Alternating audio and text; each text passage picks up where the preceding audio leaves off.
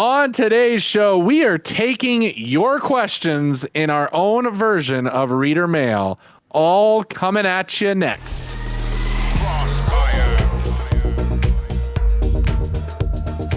What's up, and welcome to Crossfire Faith and Gaming, where we talk gaming, we talk faith. I am one of your hosts, Reverend David Petty, and I'm joined by my co-hosts, Brian Swift and Russell Dornish. So today we're going to get diving in deep on our segment today, which is called Pause Menu.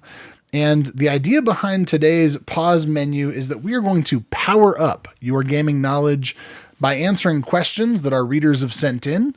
So I'm just going to kick it over to Russ. And Russ, whenever you're ready, why don't you go ahead and just bring us some of those reader questions? Readers. Listener questions. The reader listeners. Questions, yeah. Hey, that's old school. We're a magazine now, everybody. Okay, so obviously, listener questions. So we got a lot going on. Let's go with the first question that we have for both Brian and David. The listener writes in, "Hey, this is John from Seattle. I've been playing a lot of open world RPGs lately, and I'm wondering if you have any recommendations for similar open world RPGs that you've played with engaging storylines." David, I already know what you're going to answer right off the top. I mean, there's one that's probably pretty big for you. Well, I don't know. I guess for me, the question is, how do you define RPGs, right? Because I feel like there's a lot of those open world RPG kind of games, like is Horizon Forbidden West or Horizon Zero Dawn, do those count as RPGs? Because I think for me, that's what I knew you were going to say. I'm actually going to go back before that in time. For me, it was probably Fallout 3 that I played that really brought me into that open world first person shooter, but open world RPG, because I loved the character building, especially all those different customizations, being able to level up your skill or your charisma. So for me, it's Fallout 3. What about you guys? Brian? Yeah. So, I mean, I think there's a lot to choose from, right? You could go Witcher series or, any of these others, but I want to talk about a game that's coming up that I'm excited about that I think I may actually play. And that's Starfield. I'm really looking forward to this game. It's coming soon. So I think that's actually my pick. Yeah, I'm going to go with what I'm playing right now, which is Final Fantasy 16. Now, here's the caveat. Is it actually an RPG? Not in the usual sense of a Final Fantasy game. Is it open world? Not in the usual aspect of a Final Fantasy open world game. Very interesting. I'm going to throw that curveball in there. But again, thank you so much, John. And, stay dry there in Seattle. Brian, how about you? Let's get a question from your listener list. Yeah, so here's another question for you guys. Gabriel from Charlotte asks, what are your thoughts on the current state of the gaming industry? And are there any trends or developments that you find particularly exciting or concerning? Well, I know David's answer, but I will go with mine. I just know I talked to David enough about this stuff. So, my gaming trends and what I want to discuss, I mean, obviously right now, I think the biggest thing is, what direction is the gaming industry going when it comes to, the actual gaming companies producing games? Obviously the big news of the week is Microsoft finally beating the FTC on the Activision Blizzard deal. My big thoughts and what I've been saying is like, I'm fine. I get it. Every company has been buying companies over time. I think this is one of the bigger purchases we've ever seen. And while a lot of gamers are like, yeah, it's great, I love it for Xbox, the one thing I want to remind people is when courts rule on these type of things, it does set a precedence that it can be done again. So if tomorrow Sony decided to go out and purchase EA, Take-Two, some massive gaming company to again shrink down the market, they would easily be able to point to this FTC ruling for Microsoft and say, if you allowed them to do it, you now have to allow me to do it, or that's just unfair business practice. So while some gamers are rejoicing, some people are saying it's fine, I just want to remind people that this is setting up a precedence for the future of the gaming industry, where I believe that as we go forward, we are going to see a lot of the major AAA game companies all fall under the houses of Nintendo, Sony and Microsoft, and then the indie games are going to be the only kind of small studio spaces that are going to kind of fill in the difference. We've been kind of going towards that. The one piece of information that I really enjoyed from the FTC case against Microsoft was we did get some numbers on how much a AAA game costs. With both The Last of Us Part 2 and Horizon Forbidden West, all cost Sony about $220 million each. So we're getting into blockbuster movie territory here. So with that, I think that's going to create some bigger and drastic widening in the industry. So, David, your thoughts on where you think it's all going and the status of it now? Yeah, I mean, I think that when I think about the gaming industry, to me, the trends in the gaming industry, I think more options, more games, less interesting developments. You know, we talked about this a while back with the advent of Unreal Engine 5 and how wonderful that is, and yet how it also allows less work to create acceptable games, right? I see the same thing, the same trend happening in games as what happened in photography, where, you know, suddenly everybody's got something in their camera in their pocket that can take acceptable photographs. So now the luxury of having a photograph is no longer a luxury. We just take photos of everything willy-nilly, and we don't really care if they're good. Like half the time we just take a crappy photo. It's like, look, I was here.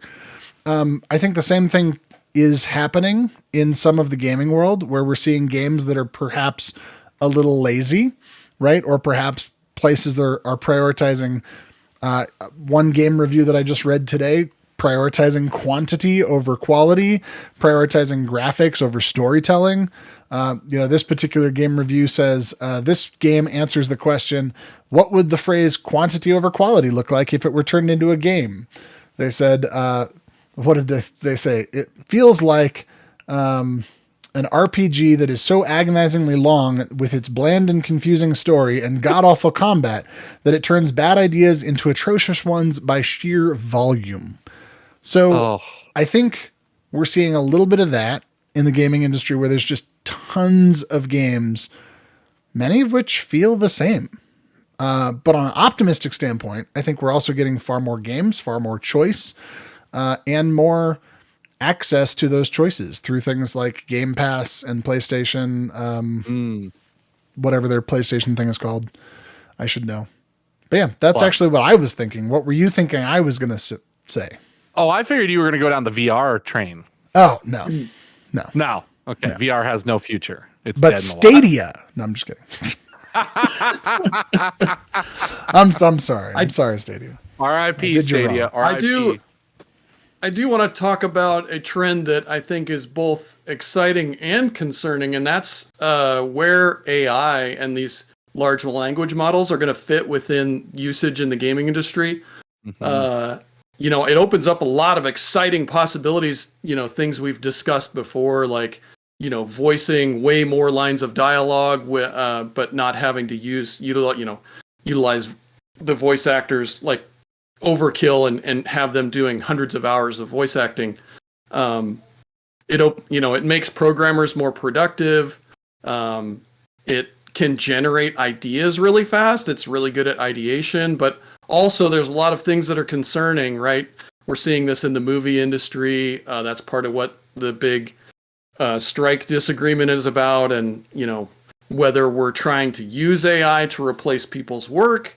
All of that type of stuff is very concerning. So I think that's both exciting and concerning in terms of trends within the gaming industry. We'll see where it goes.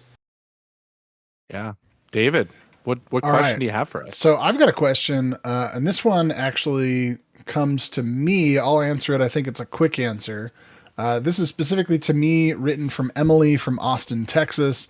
Emily writes, do you think that video games could be used as an effective medium for religious teachings? Could you share an example of a game that you think does this well? And I'm actually just going to give a huge shout out to Bible X's recent video game that they've titled Gate Zero.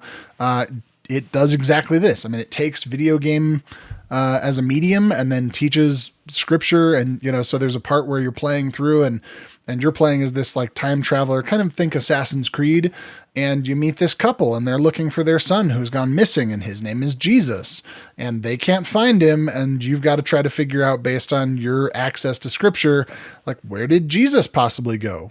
And you find out eventually he's in the temple, where he says, didn't you know I was in my Father's house? So I'm just gonna answer that one real quick, and then I'm actually gonna jump ahead to a question that is for all of us. This question comes from Samantha from San Diego, who says, "I'm curious, what are some of your all-time favorite video game soundtracks? How do you think music impacts the overall gaming experience?" Oh, and I'm gonna throw that one to yes. Brian first, because I think Brian needs a first at bat. Man, I mean, there are so many good game soundtracks. I remember I have a memory in college of just being like so impressed with the Warcraft 2 soundtrack that and the cool thing about that was it was actually a Red Book CD, so you could play it. You play the game, but you could also just play the CD in a CD player. But man, NES soundtracks like Russian Attack and Double Dragon. I always think of old school stuff. What about you, Russ? Oh man, I have a lot. Most recently, I'm going to bring it up. Final Fantasy 16. I love what they did with the game. Man, there's some scenes in there and battles that you get into where they got some great music choices playing there. Another one that just made me go, wow. David can probably attest to this. Death Stranding. Just, when the game first opens up and does the cinematic as you're walking through the world and that music is playing, it was just, oh man. And then if we're going for like actual like music soundtrack with like words and singing, I'm going to go with the classic Grand Theft Auto Vice City. The 80s soundtrack on that and the songs that they picked for those radio stations were made for some of the best, just as a kid and teenager, just driving around Grand Theft Auto Vice City, just so I could listen to the music and just feel like I was a cool person driving a car. So those have to be on at least part of my list. David, what about you? Yeah, so I'm going to throw a few different options in here. To me, the first one that came to mind was The Last of Us. The Last of Us soundtrack by Gustavo Santaolalla. I don't know. By Gustavo S. The Last of Us soundtrack. Gustavo, people know who he is. Oh my gosh. And he did the Last of Us soundtrack both for the game and for the recent show. Just hauntingly beautiful music, which is exactly what the game is. I mean, it's this hauntingly beautiful place where there's this beauty and chaos simultaneously. So I'm going to throw that out there. I think my pick for a classic with lots of music, with spoken words, is Tony Hawk Pro Skater. Oh, yeah. I mean, who doesn't think of Tony Hawk Pro Skater? And as soon as you hear the name Tony Hawk Pro Skater, your brain goes anyway. Yeah. Yeah. So that's there. And then I also have to along those lines, I just thought of another Go one, for it, yeah. SSX3. Man, that soundtrack was awesome. games, And man, anytime I hear one of the songs that was on that, it just takes me right back. Yeah. And then I've got to throw Tetris and the Tetris Effect. I think original Tetris, which is just classic, but Tetris Effect, what they did with the music as you play it, it's cool. It's cool. So, yeah, David. Recently on my playlist has been the Superman song from Tony Hawk, and every time it pops on, Goldfinger, I'm just right? like transported back. Yeah, that's a classic. That's especially because I remember I had the demo, which was like just the first level, and only had I think it was that and one other song, and so that's all you did, like constantly. It was hours just, and I just hours sat there and hours, like blasting, singing that while playing it. Listen, that's nostalgia. I still have to hand it. I mean, when it comes to nostalgia, I think Tony Hawk Pro Skater 1+2, the remake that they recently did a couple years ago, like what an amazing, like I picked up the controller and it felt like I was 10 again.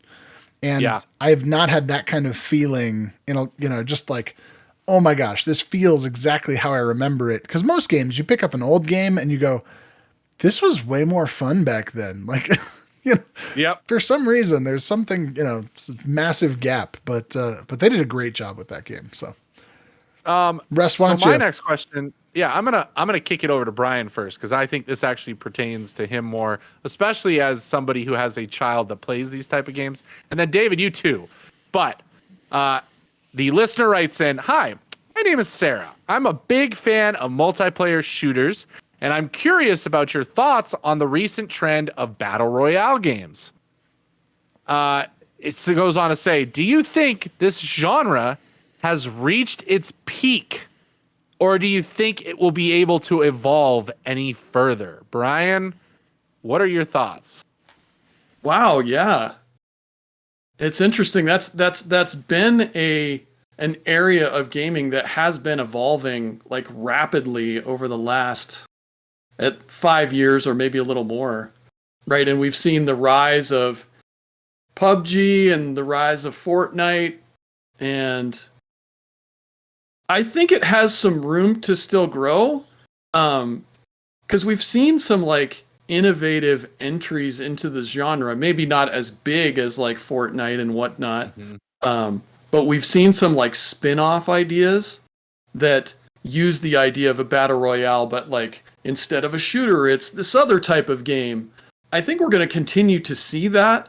I don't know that we're going to see like a new battle royale first person shooter game like take over the world again. I think Fortnite, the way it just continues to evolve and innovate, I think will probably just continue to occupy that spot. I mean, I could be wrong, but yeah, I think there's still some room that we'll still see some innovation in the battle royale genre. What about you guys?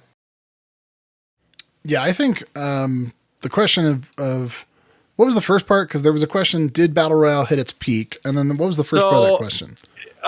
Do you think it's hit its peak, and do you expect it to evolve any further? Yeah, I would say all things evolve, right? That's just a thing that happens. So I would expect to see new evolutions, new takes, new twists. But I think the question of has it hit its peak? I feel like we're probably I'd say we're probably past peak, but I don't know that it's like a hump that now we're going to be like a massive downside. Much more like kind of like what we saw with like WoW. So World of Warcraft became very popular and has slowly trended down over time to a lot less users, but it's not like it just dropped off overnight and now nobody plays it. There's still a good user base out there that's playing it all the time. I think the same kind of thing with battle royale games, especially with Fortnite. But you never know. They're constantly evolving and changing and coming out with new and interesting content. And it seems like every couple of like once or twice a year, there's something that draws my kid back in and he goes, "Oh, I just heard about this new thing in Fortnite. I gotta go check it out." So, yeah. Yeah. I think, well, we're kind of seeing it. One, I agree with you, Brian. I think Fortnite they're the ones that have just continued to evolve, continued to stay on the cutting edge, continued to stay in the mind, of all of the young gamers and old gamers and everybody. PUBG, I completely forgot about. I can't remember the last time I've heard, a ton of stuff about PUBG. Obviously, you get your Call of Duties, you get your, Apex, like those ones I hear every now and then, but it's always Fortnite because I feel like Epic Games is always, evolving. The big one that I noticed that Epic Games is doing now is they're using the Fortnite engine to allow people not only the sandbox to play the game, but now the sandbox to create games using the characters and the level building and all that stuff. So I think one way that it's going to continue to evolve is it's going to give the tools to the users to start creating their own things. And my goodness, is that a smart move on Epic's part? Because now not only are you getting your gamers to be the ones to create new content, you're not paying them. So whether or not they realize it, they're working for free and developing stuff for Epic, who's now not only going to make money off the fact that people are playing the game and buying in, microtransactions, but now they don't have to pay for development money because the users are going to do it themselves. So that's that. I mean, Epic, way to go for you. Like that might be something we're talking about later on. Brian, what question do you have next for us? Yeah, my next question. Chloe from Birmingham asks, how do you feel about the role of video games in promoting inclusivity and diversity? And what steps do Ooh. you believe the industry should take to improve representation? So, Russ, I'm going to go to you first. Wow, that's a big one. We've talked about this a lot. Obviously, as far as the actual inclusivity and where that is at, I think they've made huge strides. The fact that so many games now have female leads, like that wasn't a thing for the longest time. You know, we look at her, and I will give this, and I know everybody knows that I'm a PlayStation gamer, but if I'm honest, like PlayStation does an absolutely fantastic job at all of this stuff. They are at the forefront when it comes to accessibility in games. They are at the forefront when it comes to representation in games. You've got most of the major games from Sony right now star a female character. You've got Horizon, you've got Last of Us. Like two of the biggest franchises in the Sony repertoire right now are female led. Not to mention that The Last of Us is obviously led by a female lesbian character. So you've got that representation in it. You've got games like Life is Strange that brought in representation. So I think right now we're at a huge changing and kind of shift in the gaming industry in a good way. I will say the gaming community can be toxic at times. I know there's a lot of people when these games have come out, they're like, I remember when Horizon, Forbidden West, and all those games came out, they're like, it's a boy looking girl. Like she's supposed to look hot. She's supposed to look like, Laura Croft. Look at this. They would do screenshots of it and be like, this doesn't look like a girl. Great. Things like that are just annoying, and we're always going to deal with that, unfortunately, just because of the way that now social media and online works.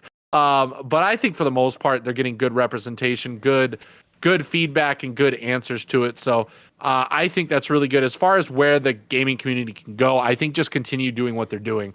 Continue adding in representation of all races. Continue adding in representation of all genders.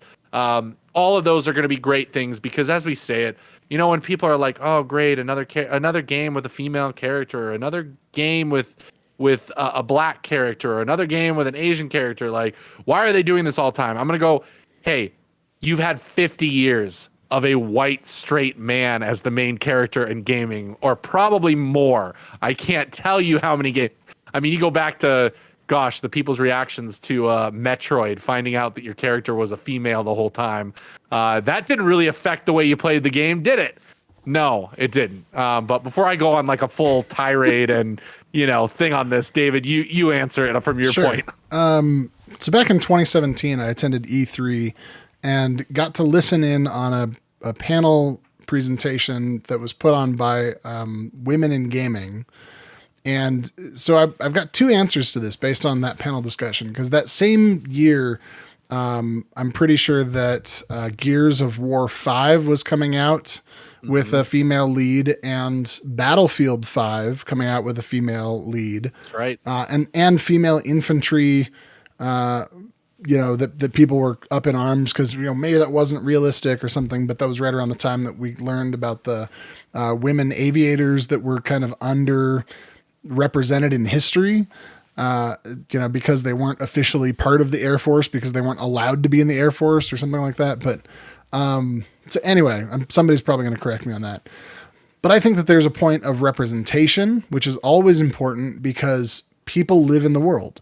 And anytime that somebody can look at a game and say, oh, this character looks like me, or I see myself represented, or even just to say, oh, I never thought about people who might live that way, or people who might love that way, or people who might look like that, and I've never thought about their experience, right? The reality is that people are playing games from all different walks of life all around the world, and there are people of all different walks of life all around the world.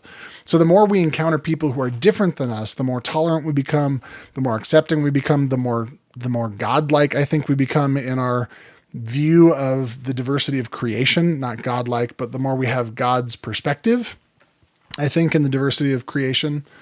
So all of those things are wonderful and important. I think the other thing that doesn't get talked about when having these debates is women in the gaming industry.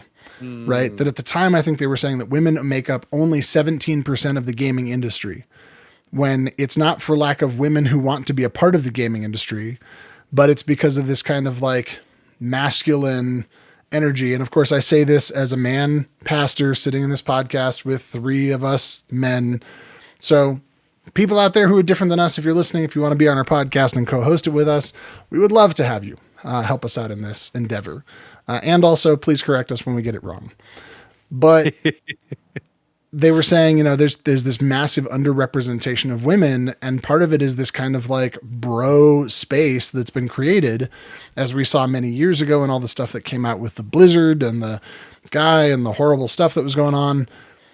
So how do we change that? How do we make it better? So back to the question. I don't remember what the official question was, but I think that more representation, more diversity, and more games made by people who are not like us, the better. So I want to point something out here. You know, we saw Star Wars Outlaws, which has a female lead, and the thing that I noticed is actually the lack of any kind of outcry. Like, I didn't see anything, at least in my feeds, about how, you know, oh, another, you know, woman, you know, female lead. That, you know, I think we're finally maybe starting to get to where that's been normalized. And if so, I'm really excited about that. Yeah, I think the hard question with all of that is always the who's not at the table, right? And so, you know, often in these kind of diversity things, it's like, well, we need more diverse characters. Okay, we got white characters. Well, we need black characters too. And you're like, okay, well, hold on. Like, we have a vast underrepresentation. We see this in television and film in general. Like, there's a vast underrepresentation of Asian, Pacific Islander, Latino, right? That those identities are underrepresented. I think, like we just talked about, that even across races, then are we talking about disabilities and different abilities? Are people with different abilities represented well? And then kind of like we were having a conversation earlier offline, but are those identities being represented in good ways, or do we have those identities represented in stereotyping ways? You know, where you got like, oh, well, this is the autistic kid acting the way that we expect autistic people to act because this is the stereotype of autism. So that's always a challenge. And I think just constantly asking the question, how do we be better tomorrow than we were yesterday? So love it. Yeah, we still have a ways to go. I've got a question for the two of you, All right. if you guys are ready for it. Okay. This question comes from, oh, hold on. Got to find it again. Okay. This comes from Chloe from Phoenix, Arizona.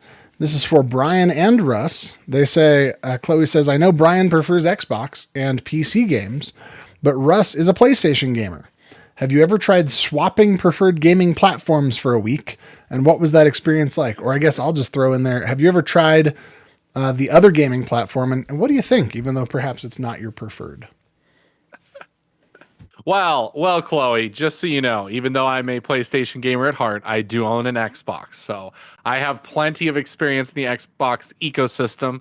I will tell you why PlayStation is my preferred. I love trophies more than I do achievements. That's just the way it is. I'm also a gamer who greatly enjoys single player narrative stories. And as most people know, when it comes to PlayStation exclusives, that is heavily what PlayStation invests in at the moment with their games versus some of the other titles and stuff that they go. So I think that's honestly why. And I without, you know, stealing Brian's thunder, I think that's both why we like the platforms we do, is because there are very specific game genres and games that we each love. And that is why we choose the platforms that we do, because of those games. We are not gamers that are just like, I choose this because I hate everybody else. It's, you know, we go where the games are, and the games that I like happen to be on PlayStation. Yeah, I would say that Xbox does tend to cater towards the type of games that I like. You know, whereas Russ is really story and narrative heavy in terms of the games he likes to play. I tend to like, you know, more systematized games. And there happen to be a lot of those on Xbox, and there are a lot of those on Game Pass, which, you know, I think is great value. But that's not to say I wouldn't play PlayStation games. Really, the only reason I don't play PlayStation games at this point is just I don't have enough money to own both platforms. So, but if I had the extra cash laying around, I absolutely would buy a PlayStation and play some of the the games that we know are some of the best games on that platform. So, yep. we might have to set something up because I do have an extra PlayStation 4. I was just thinking the same thing, Russ. I was like, I don't know the last time I touched my PlayStation 4. It could find its way over to Brian's house just so you could play through. It should. I would love to get your reaction to some games like The Last of Us. Yeah. All right, sounds like I have some homework. Yeah, we'll give you 2 PlayStations, one for each hand. Yeah. Well, and I would love to see, what Ty's thoughts are on some of the exclusives. Not like the really, mature exclusives, but some of the other ones. Mind you, Last of Us children out there, very, very mature. Yeah, you have to be 35 to play that. Yes, pretty much. Real quick, I've got a question for you guys. Go ahead. I'm gonna jump the gun, but I have to do this one because I love the intro that this person wrote. They said, "Hello, David is my all-time favorite member of the podcast. That might be because my name is also David. As a fan of retro gaming, I'm interested in your thoughts on the recent surge in popularity of retro-inspired games. Do you think these games capture the original essence of classic gaming, or do they fall short in comparison?" Yes, they do. That's my answer. We just talked about Tony Hawk, right? So Tony Hawk is a remake of, and there's a lot of remakes that do a great job of really bringing back whatever the original thing was. Now, granted, a lot of those remakes aren't necessarily retro, but that being said, I think that there are games that do remakes and bringing back retro, and they do it really well. And then there are ones that are just, I think of as cash grabs, and they're almost like a bad port. And you feel like, well, yeah, I guess you could play this, but it's not great, So what do you think about the like indie games that have been coming out recently that are doing like the pixelated graphics and kind of the old side scrollers and the platformers? Like, those have been around since gaming began, and they continue to be around. What are your thoughts on those games kind of hitting that? And do you think they capture that same essence that a Mario, Castlevania does back in the day? I would say, yeah. I mean, I think that those genres of games, and now it's an artistic choice, right? Back then it was a physical limitation of, how much memory you had on your console. But now it's an artistic choice. The same way that if somebody makes a black and white film, like what was it? Life is Beautiful or Chocolat, or I don't remember. There was some, black and white film in there that was that, they use black and white as an artistic thought, the same way that there are films now that are shot in 4:3 ratio, the same way that there are TV shows that choose, I don't know, whatever. It's an artistic choice. And I think those games that make those artistic choices usually tend to do pretty well. And then games like Stardew Valley that, my sister's talked about, that she loves cozy cottage games. And so this game that's like not high intensity graphics, it's just like a easy, it's like a buttered toast of a game. It's just melt in your mouth, warm, cozy, tasty. It's like the comfort food of games. So I think those games do a pretty good job. That being said, I think it can get to the point it's overused or cliche. But my favorite game last year, I think one of my favorite games was Unpacking. Again, 2D point and click game that's all pixelated, and it told a great story in doing nothing but unpacking somebody's house over and over and over again. Who thought we would get to this point where you have packing simulators? Right. Did you guys play Unpacking? Simulator. Did you play that? No, haven't played it yet. You should set aside it's like a 3-hour play. Just set aside a few hours, play through it. That's great. Brian, your thoughts on the retro comeback? Yeah, I mean, I love retro games, and I love retro-inspired games. I do think that there's a hidden challenge with making a retro-style game, in that the thing that you actually need to capture is the way that we think those games felt and not the way those games actually played. So I think a Mm. great example of this, like hitting a home run with this, is Shredder's Revenge. Right? We saw, Yes. yeah, we saw that game came out and it played like I remembered the TMNT arcade game playing, but in reality, that game is actually a lot better than the Yes. original arcade game because I've gone back and played that game. It has a very limited move set. You know, there's a bunch of other things that are kind of frustrating. The level design and some of the cheap hits that you take in that game. Yep. None of that is in Shredder's Revenge. They fixed all of those things, and it just feels like, man, like the perfect version of that retro game, even though actually it's done a lot of innovation. So I think those are the best, to me, the best type of retro style games are ones that capture the way we think of those games and not the way those games actually are. You know what, Brian? You know why TMNT plays like that now versus the old one? You got to remember, those original ones came out as arcade games. What better way than to suck your quarters in than to have cheap hits and things that you just never noticed?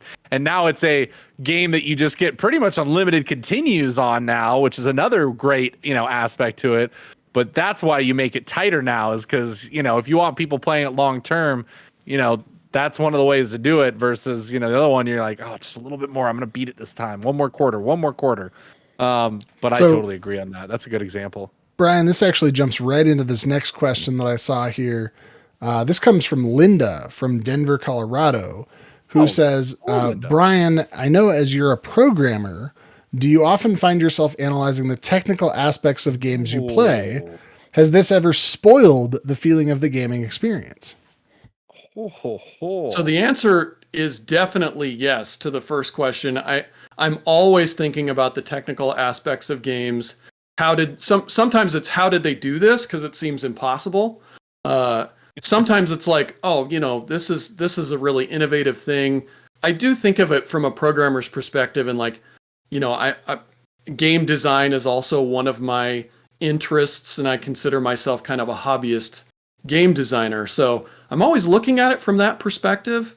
But I don't think it's ever really ruined a game for me. And that might just be like the way I'm built in particular. I don't find it distracting. I think there are times though that I've run into cases where I saw something coming just because of, kind of that technical perspective. Not that it necessarily spoiled the story, but there are times when I've kind of seen things telegraphed and figured things out ahead of time. But yeah, I absolutely think of games from a technical perspective for sure. Neat. Russ, I've got one for you if you don't have any more. Yeah. All right. So this is from Sarah from Sandwich, Massachusetts, little known town of Sandwich. Many RPG games incorporate elements of sacrifice, which is central to the Christian teachings.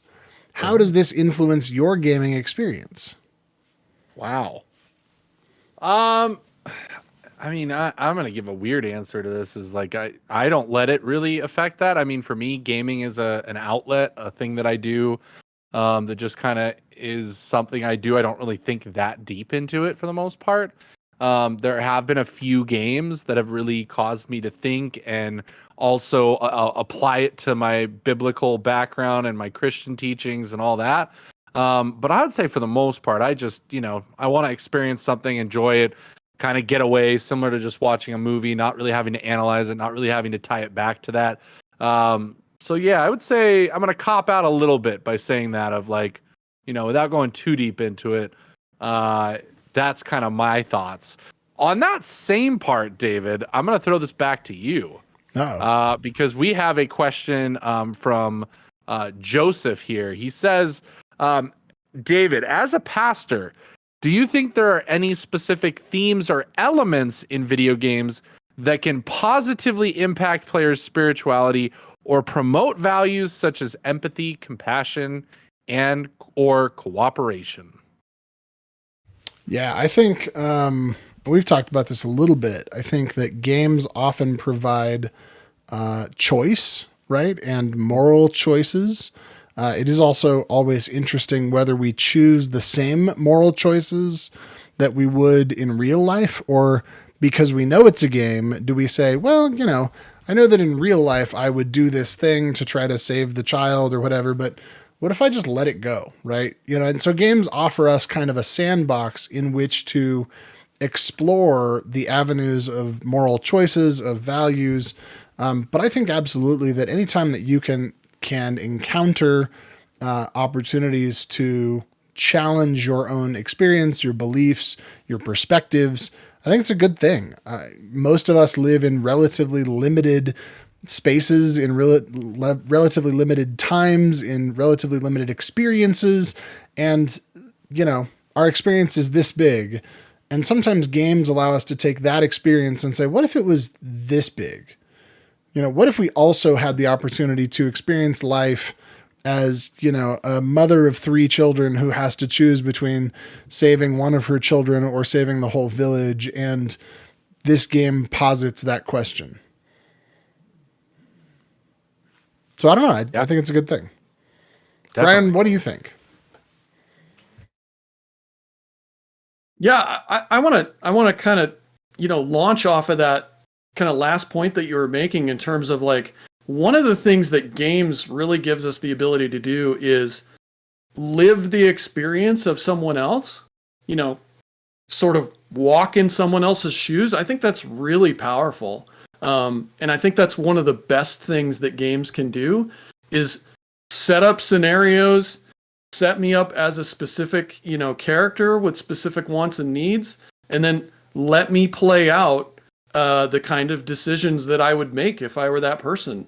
That I think that is amazing in terms of being able to give us a different perspective than the one we live in. What about you, Russ?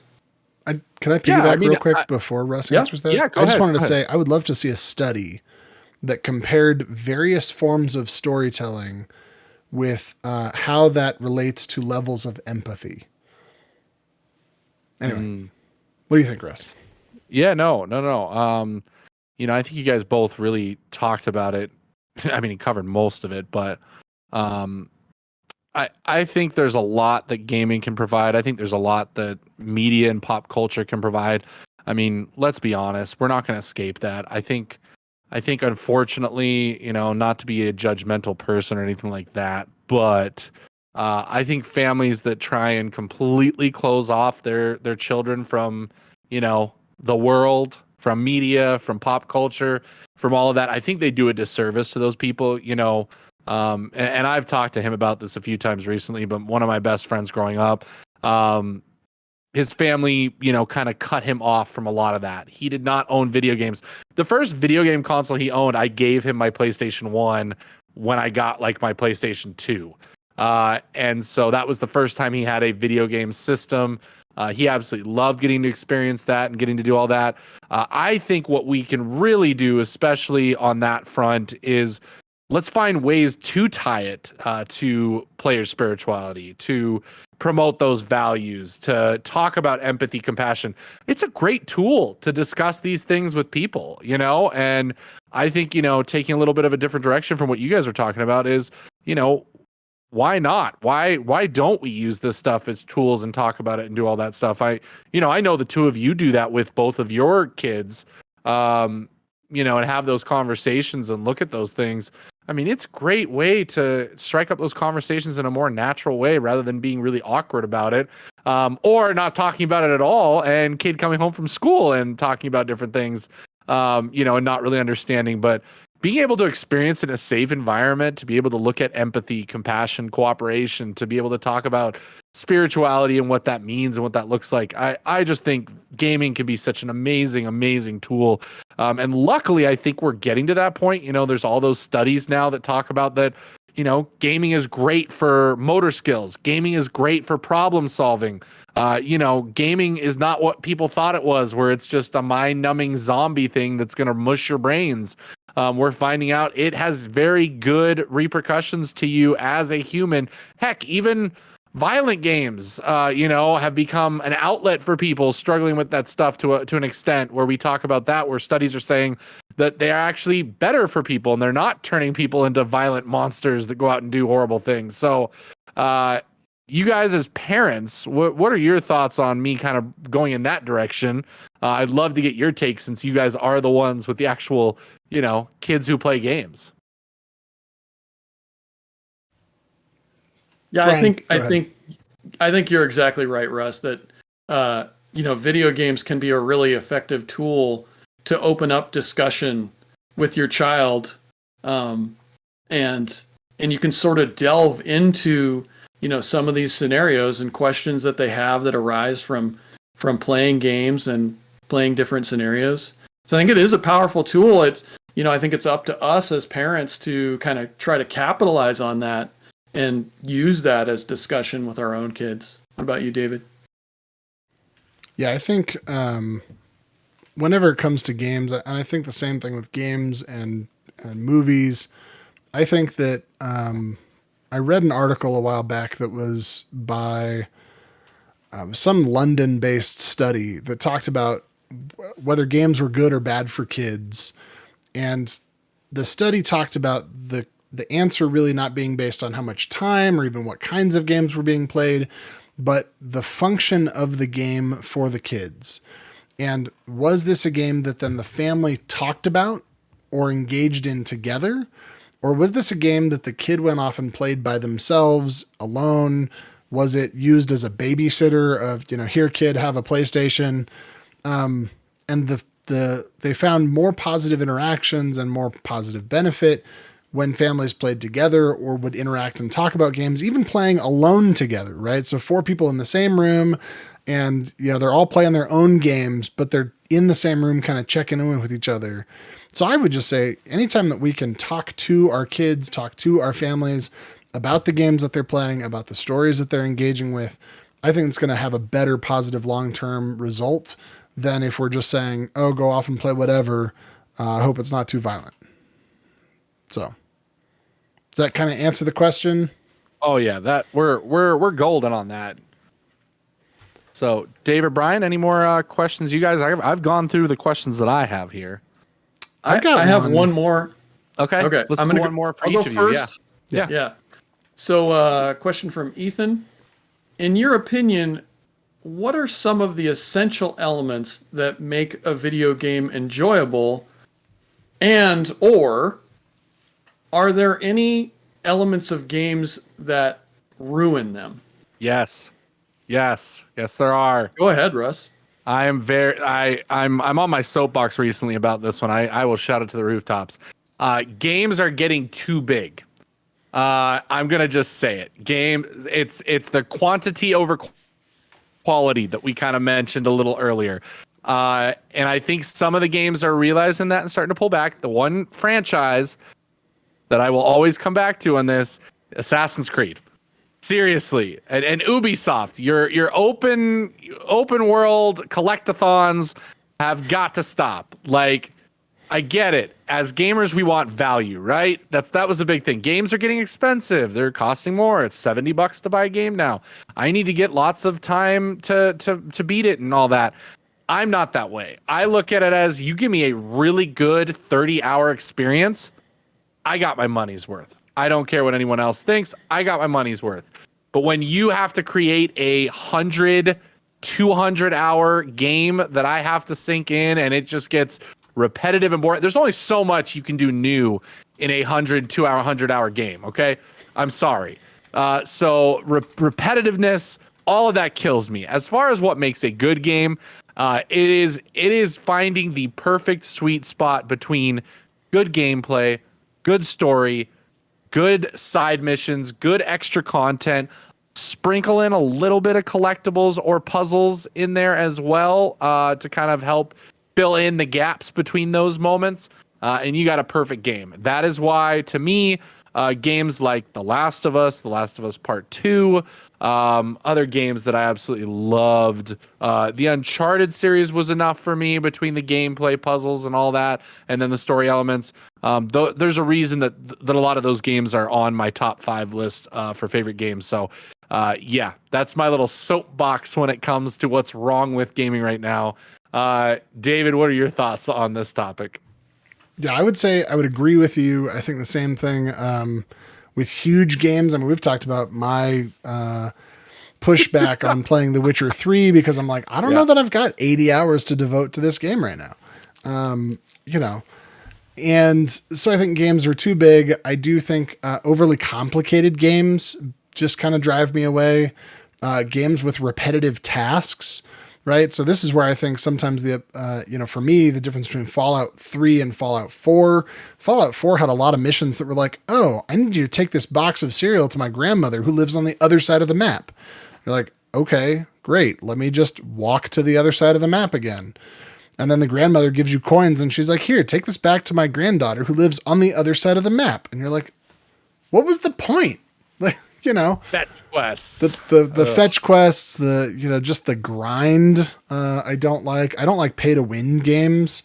I understand games trying to take on a different economic model, right? But saying a pay to win game of, hey, if you pay an extra $100 up front, then you get an advantage when you start this game because you'll get more cards, you'll get more packs, whatever.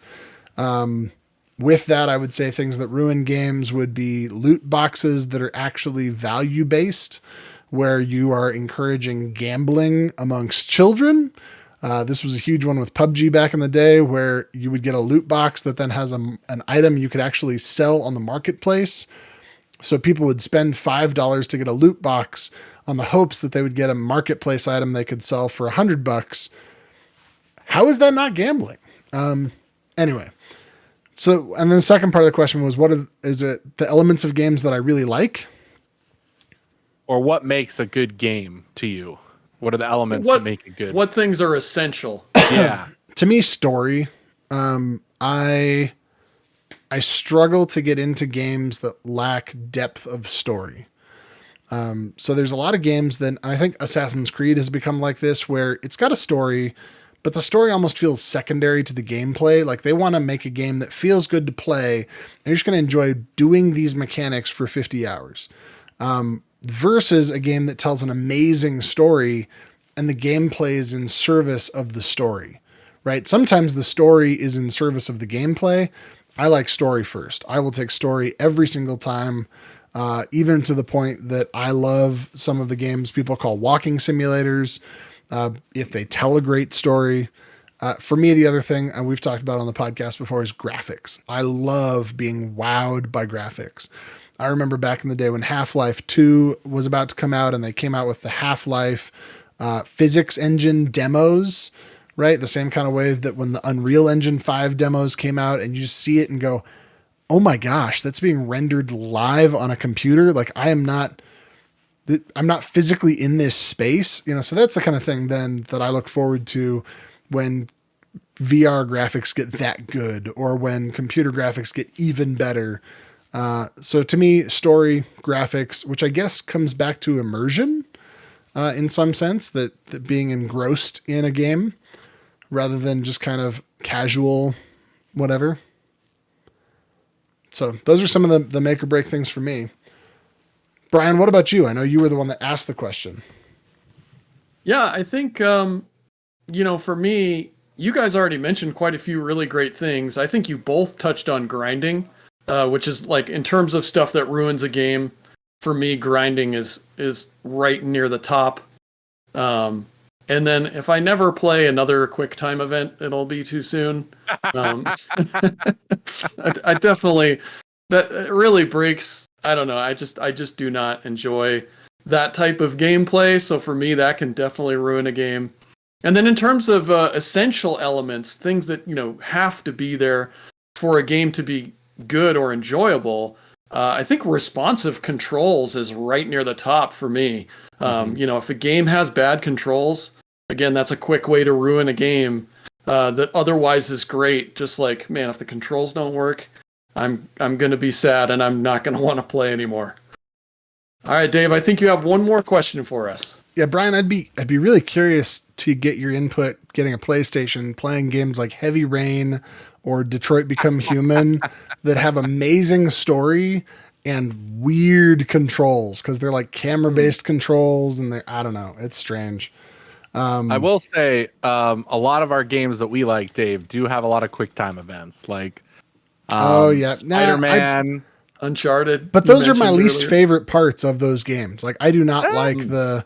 I'm okay with it because of the cinematic element to it. Like it makes me feel cool to at least instead of just watching a cutscene, you give me something to do during the cutscene that makes me feel a little cooler.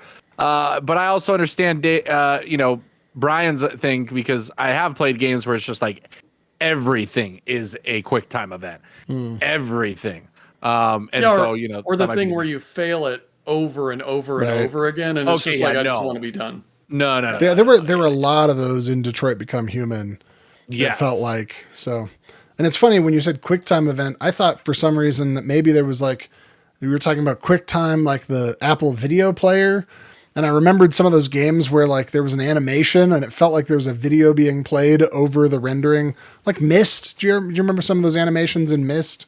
Anyway. Or the old like Star Wars games that had like video videos that played over I remember those type of things. All right. So my last question here, and I think I might have a bonus question, but let me ask my last question, and I'll double check if the bonus question is still good. This one's specifically to Russ. Russ, this person says, knowing that you're an accountant, and this is Aaron from Minneapolis. Aaron says, Russ, knowing that you're an accountant, do you find yourself having a unique approach to managing resources in strategy or simulation games? Have you ever used those games to explain financial concepts to other people, perhaps like your youth group? Oh, I've never thought of that second one. I have thought of something a little bit different related to accounting, but as far as my inventory management, I am the worst inventory manager. When I am not working, I do not want to be organized. I do not want to do all that stuff. So I definitely don't bring that with me. On top of that, I think here's a misconception about accountants, everybody. If you're an accountant out there, please chime in and tell me you agree with me. Accounting isn't so much about the numbers. It's not about the 1+1s. Okay. We have calculators for that. We have, Excel for that. What it's truly about is two things: problem solving and the ability to see the story behind the numbers. What story are the numbers saying? That's accounting. Those two things are accounting.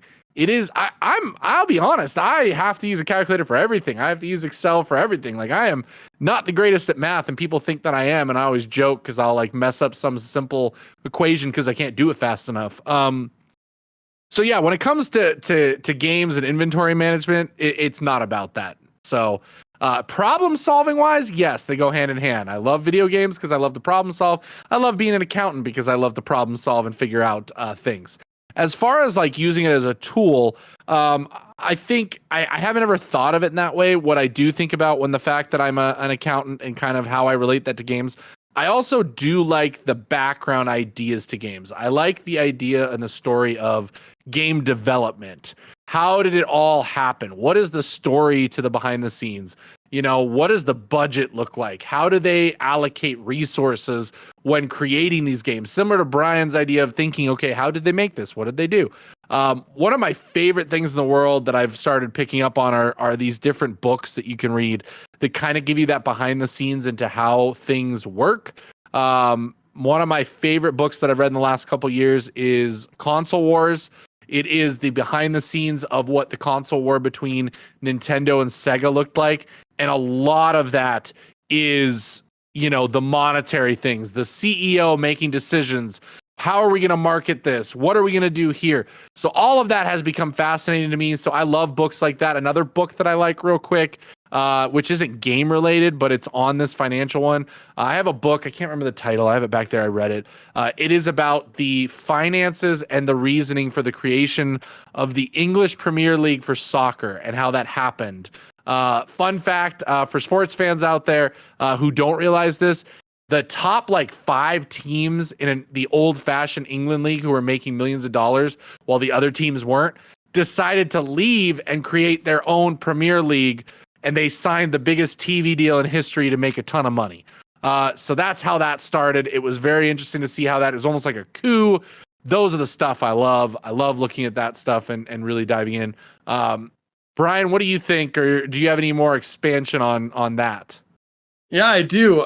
In terms of like using your day job as like a secret weapon in games, as a programmer, this does come up from time to time. And I think part of it is that game programmers tend to use, their computer science knowledge in games. And so the thing that I've noticed the most is like puzzles that are well-known computer science, like thought exercises, show up in games. And the best example I can think of this is when playing through Knights of the Old Republic. There's a problem in computer science called the Towers of Hanoi. And that exact problem is one of the puzzles in the game. So it's like a secret weapon that my programming knowledge, I was like, oh, I know how to solve this. This is just Towers of Hanoi. So, so it does come up from time to time for sure. Okay. So real quick, let's do one last question, because I think this is a good question to end on. I haven't asked a question, and I really want to get Dave's thoughts too on this. So, Noah from Coeur d'Alene, Idaho, of course, up here near where we live in Montana, not too far. I'd love to hear your reflections on this. In your guys' journey as Christian gamers, what is one instance where a game deepened your faith or provided a new perspective on it? We're going deep to end, boys. Let's do this. So, Dave, Reverend David Petty, what are your thoughts on this question? Gosh. A place where a game deepened my faith. To me, I guess maybe, yeah, I'm going to go with the different perspective on it. Mm-hmm. And I'm trying to remember the specifics. But there was a scene in which the characters in The Last of Us 2 discuss the relationship they have with their faith as they enter this synagogue. And it's just this beautiful, like, I can't even describe it. So I know that it happened, and I know that it changed my perspective. I'm going to try to come up with a better specifics to this answer. But to me, it was that moment of just kind of hearing their perspective. And again, we talked about experiences. I don't often get to talk to people who are former synagogue Jews, former Jewish people who've been in synagogues on a regular basis, because as a Christian pastor, I'm mostly spending time with current Christians. So it was a wonderful kind of thing that I think also then came out of the creators' kind of experience with their faith. So in a way, it's a storytelling mechanic. So those kind of things are just really, really good. Oh, and I've got a better answer. And Brian, I hope I'm not stealing your answer or anything like that. Again, it's perspective, and it's not deepening, but it's perspective and perhaps reaffirming. There are some tragic moments in the game That Dragon Cancer relating to the faith that person had and how problematic their faith community was, and yet how strong they were in their faith. And I can't even describe it. But holy cow, that was moving. And so to me, that was, again, it's that walking in someone else's shoes and just going, wow. I had no idea these things. So, yeah, Brian or Russ, do you guys have moments like that in games that have deepened your faith or changed your perspective? Yeah, I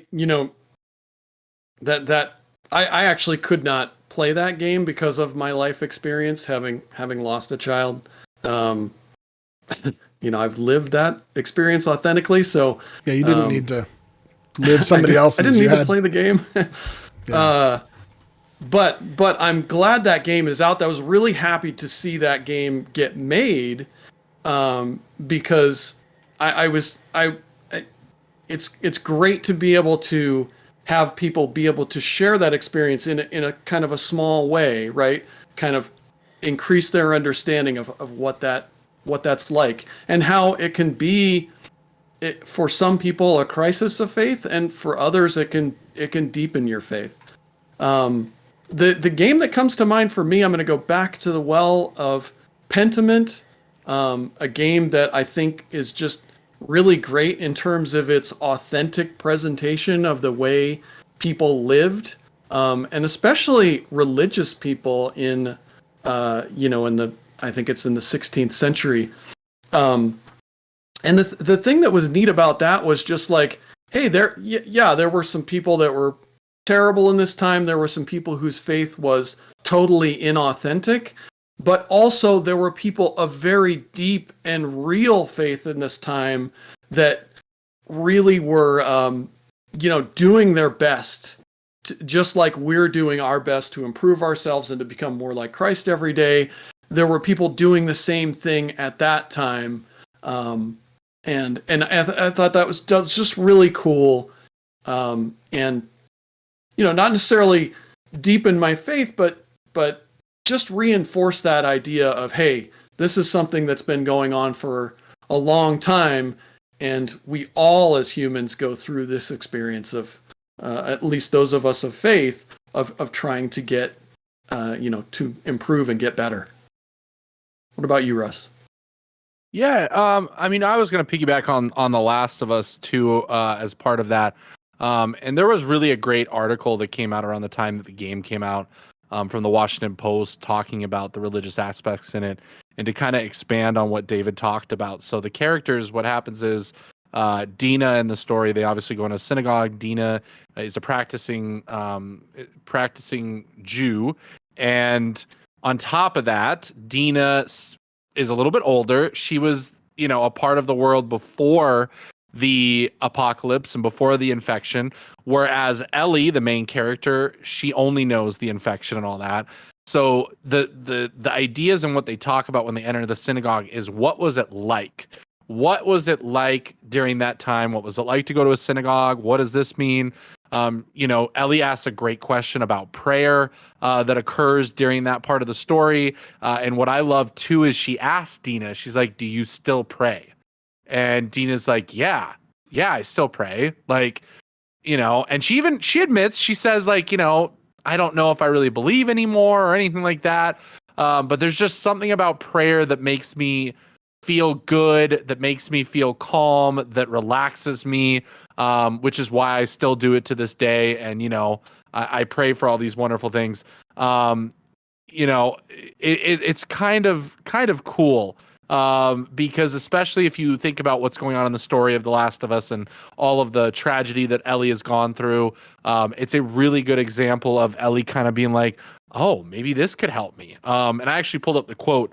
So Ellie said, does it help? And Dina says, I think it calms me. It helps me put things in perspective. It's a way to deal with grief, a way to show respect. It's just what I know. And I love that explanation, especially we as Christians. When I heard that and that whole exchange back and forth and how they fit that in, that is one of the best, like, not like direct responses or direct uses of Christianity in a game and religion, but just a great way to tie it into the story, to kind of expand on the story itself and what's going on in it, because the game is a story of revenge and loss and grief, and all these amazing things. And this is a great way to say, okay, we're not just going to throw religiousness or religion into this game for any particular reason, but the fact that it also ties to the fact that Ellie is searching for answers. She is searching for a way to kind of come to copes with things and deal with her grief. And she realizes, maybe this might be a way to do that. It's a great little tie-in to the game for sure. Yeah. Well, I think that just about wraps up our entire listener segment where listeners have sent in their questions. And full disclosure, we actually, I don't know if we have that many listeners, but all of these questions were written by ChatGPT and its wonderful AI-ness. But we thought it would be a fun way to get some questions. That being said, if you are a listener, we would love to hear from you. We'd love to hear your questions. You can shoot us emails at xfirepodcast@gmail.com, or engage with us on our Discord, which I think I've got right here. I'm going to put up a picture of Russ's face. Oh no, here's my face right here. Discord.churchforgamers.com. If you're watching on YouTube, I'm pointing at the words discord.churchforgamers.com. this will get you engaged with our Discord channel, and you can just ask us questions there. So rather than, the old school way of sending in mail and we pull out a big bag full of mail. But if you want to send us mail too, we can get you a way to get us mail.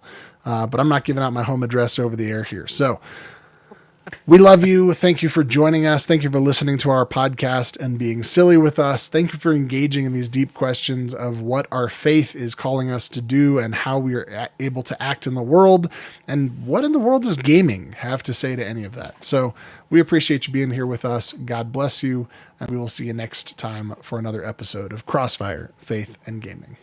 Have a good night.